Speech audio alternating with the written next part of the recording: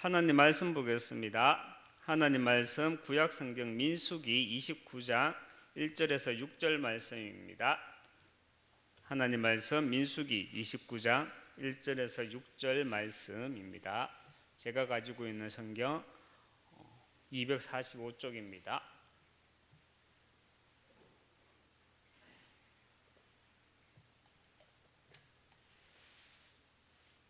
(1절에서) 6절 말씀 교독하도록 하겠습니다. 제가 먼저 한 절 읽겠습니다. 일곱째 달에 이르러는 그 달 초하루에 성회로 모이고 아무 노동도 하지 말라. 이는 너희가 나팔을 불 날이니라.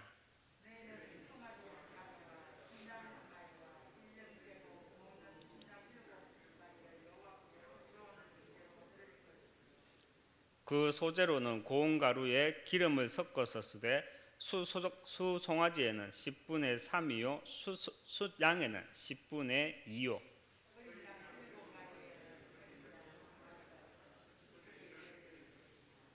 또 너희를 속죄하기 위하여 숫염소 한 마리로 속죄제를 드리되 그 달의 번제와 그 소제와 상번제와 그 소제와 그 전제 외에 그 규례를 따라 향기로운 냄새로 화제를 여호와께 드릴 것이니라. 아멘.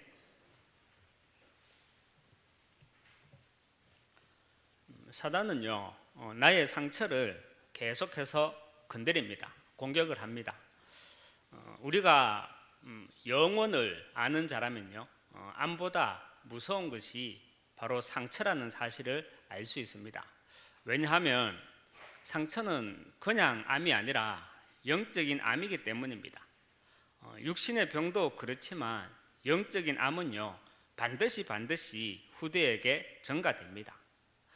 이번 주간 본부 일부 말씀은 과거의 상처를 해결하는 시간이라는 제목으로 본문은 이스라엘 절기 가운데 나팔절에 관한 본문입니다. 유월절과 오순절, 초막절은 이스라엘의 3대 절기입니다. 유월절은 어린 양의 피, 예수 그리스도의 구원을 상징하는 절기입니다. 77절은 신약에 와서는 오순절이죠. 이 77절과 초막절 사이에 끼어있는 절기가 바로 나팔절입니다.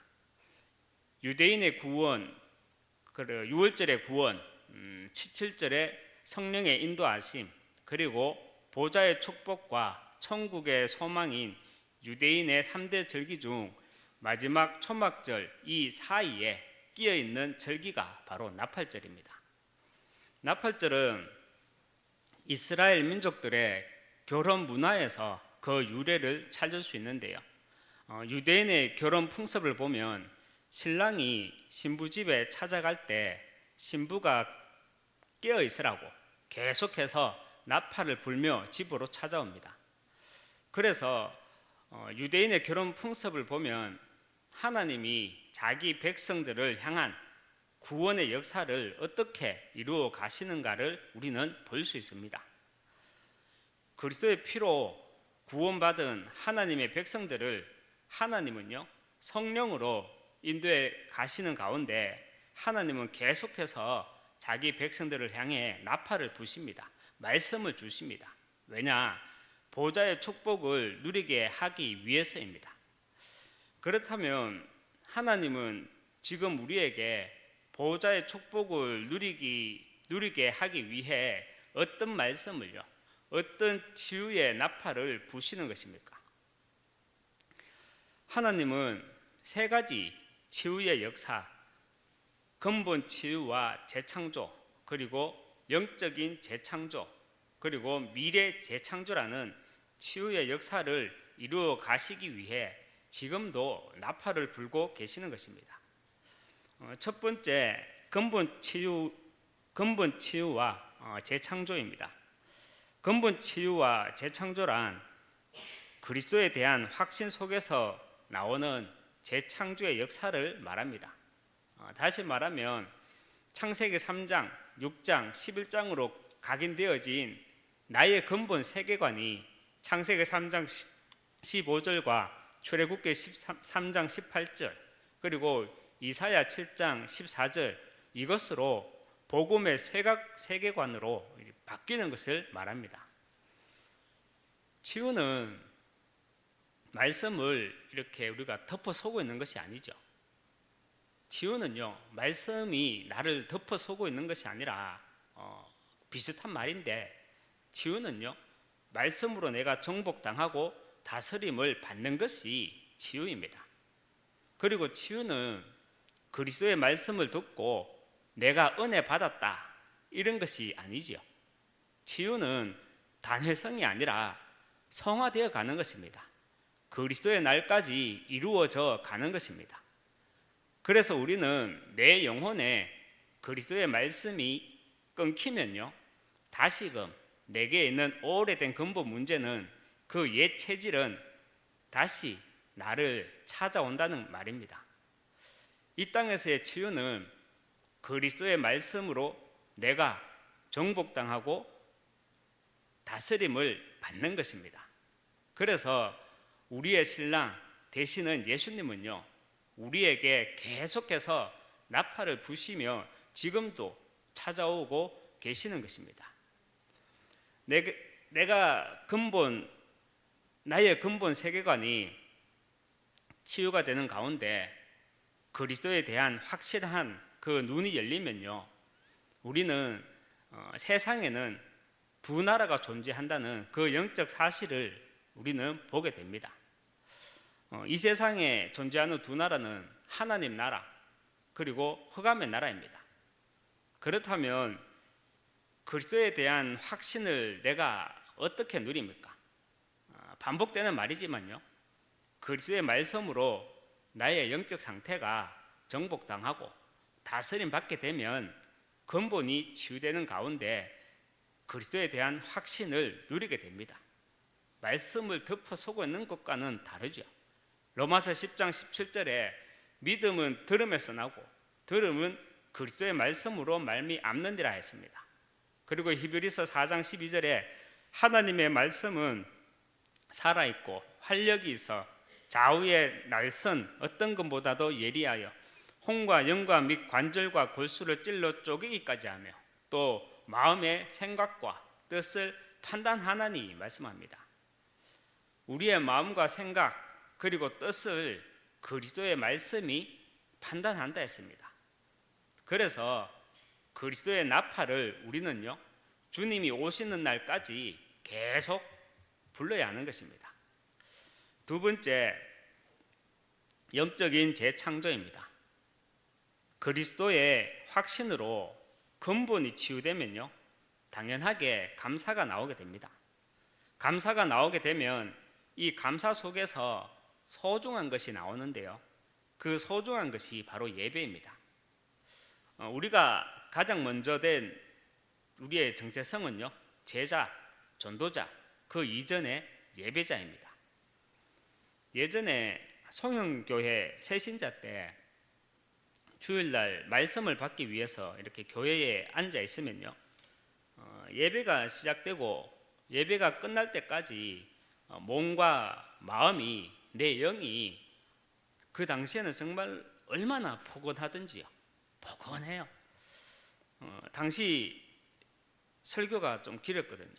보통 50분 설교가 이렇게 있었지만 그 설교가 짧게 여겨지고요, 벌써 끝날까봐 시계를 보고 했었거든요. 전체 예배 시간이 2시간 이상 해도 좋겠다 싶을 정도로요, 말씀이 귀에 소속 들어오는 것은 아니었는데 그냥 전체 예배가 내 몸을 감사하는 그 느낌으로 몸과 마음이, 내 영이 얼마나 포근하든지요. 창세기 1장 2절에 보면 이런 말씀이 있죠. 땅이 혼돈하고 공허하며 흑암이 깊음 위에 있고 하나님의 영은 수면 위에 운행하시니라. 여기에서 운행하다라는 말은요, 어미새가 알을 품듯이 날개를 활짝 펴서 다시 그 알을 이렇게 품는 그 장면을, 그 표현을 우리말로 운행한다는 말입니다. 주일날을 제외하고 한 주간 6일 내내 현장에서는요, 혼동, 공허, 흑암 그 자체로 영적 상태가 완전히 바닥에 있다가 주일날 예배가 시작되면요, 하나님의 영이 내 영혼에 운행하셨음을 그 당시 이렇게 체험하게 되었고요. 당시에는 몰랐지만 예배를 통해 나의 영적인 재창조가 순간순간 예배를 통해 일어났음을 보게 됩니다. 사실 확신이고 덜 확신이고 떠나서요, 날마다 그리스도의 말씀이 나를 정복하고 다스리게 되면 내가 그리스도의 확신을 가졌다, 덜 가졌다, 이거는 그 다음이고요. 우리가 날마다 덮어서는 게 아니라 그리스도의 말씀이 나를 정복하고요, 그리스도의 말씀이 나를 다스리게 되면 어떤 상황 속에서도 나오는 것이요, 감사고요. 그 감사를 통해 예배당에 앉아 있으면 우리는 사실 말씀이 들리든 안 들리든요, 하나님의 영이 운행하십니다. 이때 나는 인지하지 못해도요, 영적인 재창조의 역사가 일어나고 있는 것입니다. 그리스도의 피로 구원받은 하나님의 백성들을 하나님은요, 성령으로 인도하시는 가운데 하나님은 계속해서 자기 백성들을 향해 나팔을 부십니다. 말씀을 주십니다. 왜냐? 보좌의 축복을 누리게 하시기 위해서입니다. 그렇다면 하나님은 지금 우리에게 보좌의 축복을 누리게 하기 위해 어떤 말씀을, 어떤 주의 나팔을 부시는 것입니까? 첫 번째로 말씀드렸던 게 그리스도를 통한 근본 재창조이고요, 두 번째로 감사와 예배를 통한 영적인 재창조, 그리고 세 번째로 바로 미래 재창조입니다. 미래 재창조는 언약을 붙잡으라는 것입니다. 언약을 잡아라는 말은 하나님의 것을 내 것으로 만들으라는 말입니다. 그렇다면 하나님의 것을 내 것으로 어떻게 만듭니까? 그리스도로 저주와 지옥 배경 속에서 빠져나온 그 사실에 감사한 마음으로요, 예배를 통해서 또 영적인 재창조가 이루어지면 강단의 말씀이 하나님의 말씀으로 들려지고요, 그 말씀이 나와 맞아지게 되어 있습니다. 다시 말해, 말씀이 나와 맞는 것이 하나님의 것을 내 것으로 만드는 것이고요, 이것이 언약을 붙잡는 것입니다. 믿음은 다른 데서 나는 게 아니고요, 들음에서 난다고 했고요, 그 들음의 내용은 그리스도의 말씀이라 했습니다. 그리고 하나님의 말씀은 우리의 마음과 생각과 뜻을 판단한다 했습니다.